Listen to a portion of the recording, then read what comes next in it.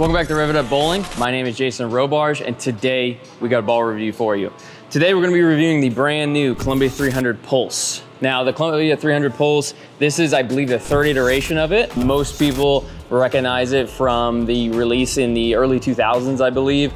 This is a remake and a refresh of that ball. Now, it does sport about the same core. It has been refined a little bit, and the cover stock is actually brand new, featuring the HK22 Hyperflex. What I'm expecting out of this ball is to be a smooth, capable bowling ball. It's marketed that way from Columbia 300, and that's how they were back in the day, and I'm expecting about the same from this. We're gonna be doing what we typically do, bowling on our souped up house shot, starting around first arrow, moving across the house, and trying to find where this ball likes to play, and where I think that it can be played depending on like the volume, type of house, all that sort of stuff. Without further ado, let's get into it. All right. The Pulse, this ball has a lot of hype behind it, so I was very excited to throw it. I would figure that this is gonna hook way too early and probably a little too much, but we'll see what happens. Oh my God.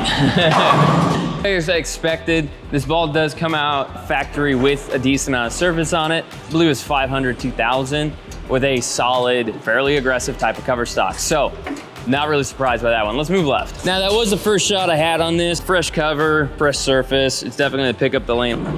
But so far, it's flaring a decent amount. Between first, second. All right, a little bit better. Still figured it would hook a little too much. This ball is definitely meant for some volume, medium to heavy oil. Now it does have a moderate diff, 0.045. It's not gonna be your, the most volume you can throw on it.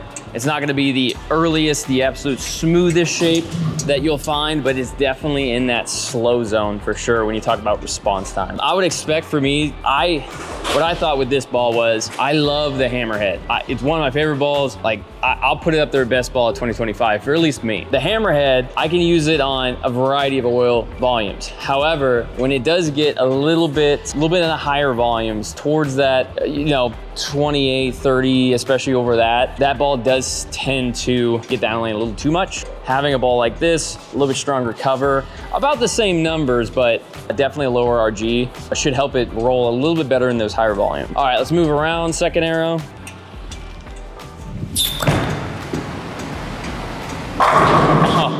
It's so smooth. It's so smooth.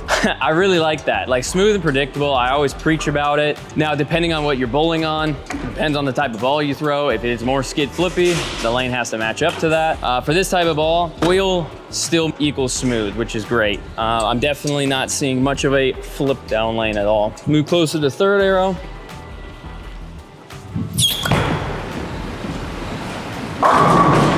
Not too bad, kept that one in, but still very smooth. It was in the oil the whole time and it still provided a smoother shape.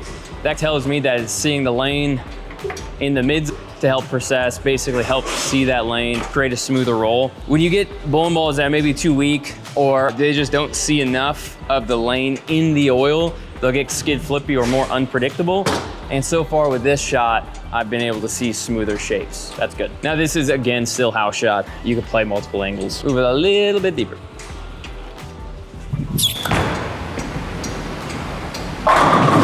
Nice, nice. Got around it a little bit, create an entry angle, but yeah, definitely needs volume. We can already see that. Already to be expected based on how this ball is. I will say, I don't remember the pulses being this vibrant. I don't know, obviously the bowling technology has come a long way. Bowling balls are much more vibrant, pretty, right? This one definitely stands out. It'll definitely stand out on a rack, that's for sure. All right, moving a little bit deeper, struggling to come up that hill. Probably could add some rotation, change the angle a little bit, but so far I'm starting to see of that rollout, which is to be expected. And yeah, you can see it flares a good amount. Now the layout I did put on it, pin above ring, this for me is like it's a 5x40. I wanted this to be different than my hammerhead. By numbers, they're similar-ish with this one having a little bit lower RG, but I did want this to flare. That way I can complement it to my hammerhead if I need a symmetric, but for heavier volume. But not the heaviest. A little bit more left. I'm hoping for a flat 10, to be honest. Nope. Yeah, there's no way I was gonna make that flat 10. That was pretty good. So yeah, I can definitely see, I mean, when we stood too far right, it hooked so early, didn't see any oil, and it definitely picked up the lane. When I get in more, see more of that oil, it seems happier, which tells me that it does need some, at least a medium type volume. All right, I'm gonna move one more left, and now I'm gonna try to play around a little bit. Oh, that was not a good shot. That's all right, that shot. So yeah, I'm starting to get to the point now, maybe a little bit less comfortable. I'm afraid it's not gonna make the corner, but we're gonna go ahead and try to rethrow that shot. Keep it in the oil, because that's what it tells us to like. I don't see me using this, at least with the surface on it. Big angles, bunch of left to right, but obviously there's gonna be a time and place for that. But for me right now, probably don't want a ton of big angles, unlike the last shot.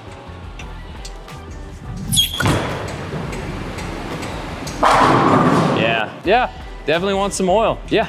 Definitely want some oil. I think it requires oil than even I expected, but that's good because I did want it a little bit different than a hammerhead. I would say so far with it, just putting some games on it, some compliments to it or comparisons would be hazmat solid, maybe a little bit on the stronger side, hammerhead maybe be a little bit on the weaker side, but it definitely still has that 0.045 diff. It doesn't flare a ridiculous amount. It's not the absolute slowest shape, but it does create that slow shape on just less volume. All right, we're gonna move back right a little bit, play up the boards, because that's what I'm envisioning this ball to be, at least on Sport Shot.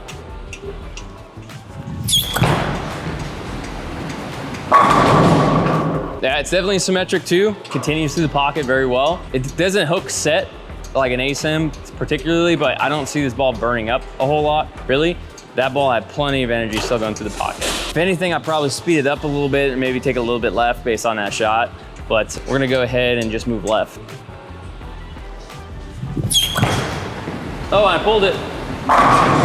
Nice. Still provides that smooth roll when it gets to the end of the pattern. Even when I pulled it like that, it's seeing the lane enough to burn energy. When it does get to the end of the pattern and sees all that friction, it doesn't just take a left turn. That was nice to see. Now, I was way too young to throw the original Pulse. I know there's some people out there that threw the original Pulse and they loved it. I've been talking to a lot of people who, 40s, 50s now, that threw the original and absolutely loved it. And I think honestly that they're probably gonna like this one. Everyone's a little bit different, but smooth, predictable. It's gonna fit a lot of people's different game. That's good. Pull it again, push. Ah, that's okay. All right, now that I've thrown a piece of tape in my ball and I hopefully stop dropping it. Yeah, one of the things our proprietor just said was these lanes don't have a lot of friction to them, which typically makes a more skid flippy type of shape. And when we bowl on this stuff, I try not to make sure everything is just totally skid flippy. We always talk about smooth ball roll, all that sort of stuff. I'll try to find the friction in order to create that smooth ball roll. With this type of bowling ball, I don't feel like I have to actually find friction as much. I feel like with the HK22, the surface it has and being a solid cover stock, it makes its own friction to a point and creates that smooth roll. If I didn't see that, we'd see a lot more skid flip, which this ball is not doing, but it's still continuing on the back end. Oh, big hook. Yeah, when I feel like if I get angles opened up, get to the friction fast, that's when I'm gonna see some more burnout. I just see a little too much friction, covers too many boards. Now it's just a bad miss. I feel like I'm already comfortable with this ball outside of getting it right early. I feel like it's gonna be a ball that sport shot, house shot, is gonna be versatile across all planes.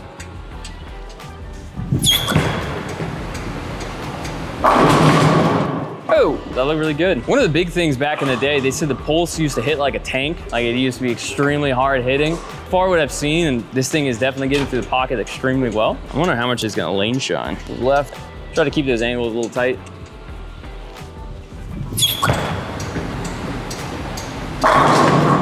Fun to throw. Does what you expect it to do. When you get into like more niche bowling balls, when it comes to like the Anger original, meant for low volumes or like a burn or something like that, they're not gonna be as versatile. With this type of bowling ball, it's like the opposite. I think versatility is gonna be its staple, to be honest. We're gonna move right. I wanna play more in that friction, play where I know it's not gonna wanna be, just so I can figure out what it does when it's not working.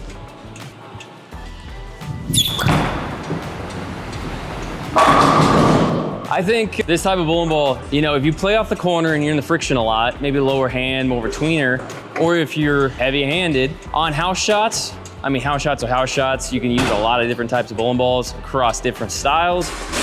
Definitely gonna fit that mold, not a niche bowling ball. But when you're talking about sports shop, we're always gonna be talking about, more specifically for this one, fresh, maybe slight transition, depending on how much surface you have on it. It's gonna be able to be used, I think, across multiple games and across multiple arrows. Some bowling ball is asymmetric sometimes, can only fit in maybe one part of the lane, depending on that day and what you're bowling on. But in general, like versatility, I think is gonna be this staple piece. I'm gonna move right, increase speed, keep the hand out. Try to be a tweener with 400 rev rate.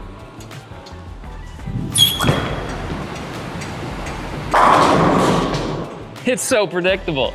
It's so predictable. I think I might just try to shoot 300 at this time. Just use, like I mentioned before, the comparisons, some compliments to it. I feel like if you have your bag and you show up and you're talking about your slow response equipment, not necessarily how much volume required, just slow stuff. I think if you throw in if you want to make it a little tighter, that hazmat is your stronger ball, or maybe the new Ethos Solid, and then your hammerhead as a little bit weaker than this one. Or if you want to space out variety in your bag, you can go with something, if you're a storm guy, Rockstar, you can go with the stealth mode, and then on the other side of this ball, like an Anger Solid. All slow responding, just requiring different types of volume.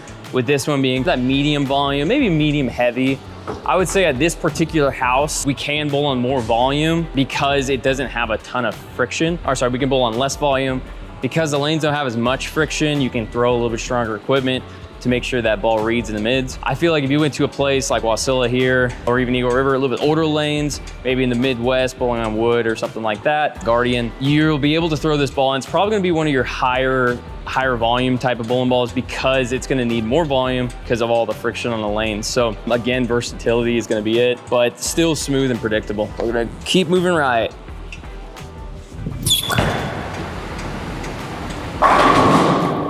Ooh, I could be a tweener.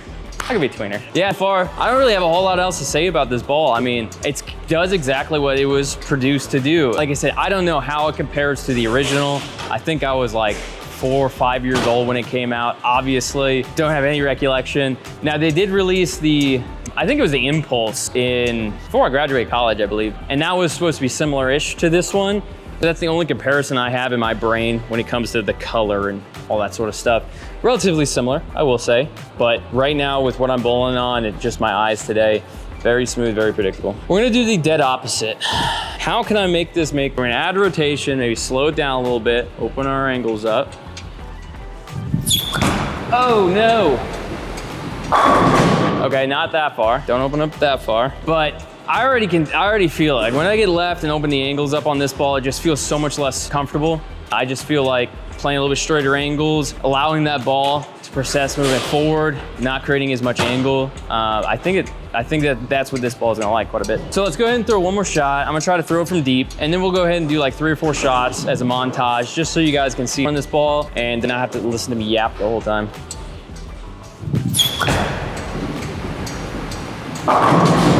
All right, so we're gonna go ahead and just move across the lane, play around with it a little bit, get used to the ball. Try to play this one a little bit straighter, not create much angle. And what I meant by straighter, I meant straight through the heads, not stay right. Big thing I'm noticing is it continues quite well, so that's good. It does not splay off, and I think that has a lot to do with the diff. If it was a higher diff, you know, like the stealth mode or the Rockstar if you're a storm guy, I think that's gonna be something that is gonna be a little bit too rolly forward. It's not gonna continue as much. With this ball with a little bit lower diff and a low RG, still picks the lane up early enough, but it doesn't flare itself out.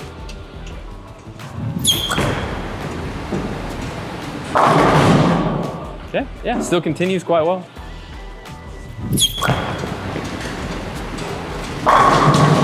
Yeah, just so predictable, it's awesome. I do feel like right now, maybe we're in the middle of the lane, there's a little bit too much oil, like I have to trick it. I feel like it does require some type of friction, but just not a ridiculous amount. So we're gonna move right a little bit, try to find that friction. Yeah, a little too much friction, a little rolled out a little bit. Not too bad, not too bad. All right, we'll throw one more, and then we'll skip that segment a little bit. But all right, let's throw one more. I'm gonna move right a little bit just because that's what I saw this ball liking the most and I felt the most comfortable with. Take a little hand out, come to the back of it.